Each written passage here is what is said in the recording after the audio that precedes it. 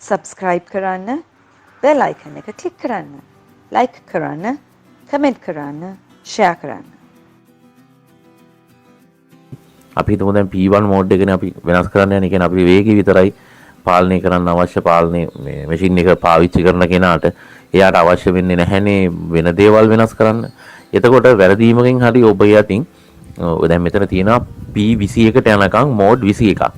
ඒකෙන් වෙන දෙයක් වෙන මොකක් හරි එකක් බැරි වීමකින් එවුවොත් එකක් තියෙනවා එක solution එකක් ඔබට පුළුවන් ලේසිම ක්‍රමය power off කරලා ඊට පස්සේ මේ ඊතල දෙක තියෙනවානේ ඊතල දෙකම ඇඟිලි දෙකකින් එකම විදිහට තද කරගෙන ඇඟිලි දෙකම එක විදිහට තද කරගෙන මැෂින් එකේ power on කරනවා. ඒ කියන්නේ power off කරලා ඊතල දෙකම ඇඟිල්ලෙන් තද කරගෙන power on කරනවා.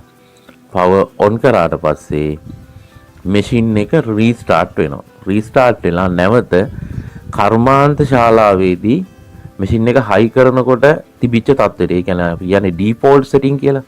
default setting වලට එනවා මැෂින් එකේ power off කරලා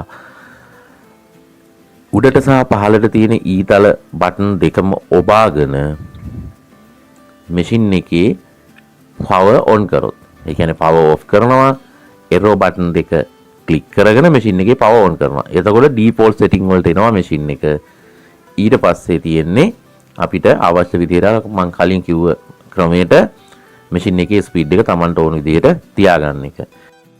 subscribe කරන්න, bell icon එක click කරන්න, like කරන්න, comment කරන්න, share කරන්න.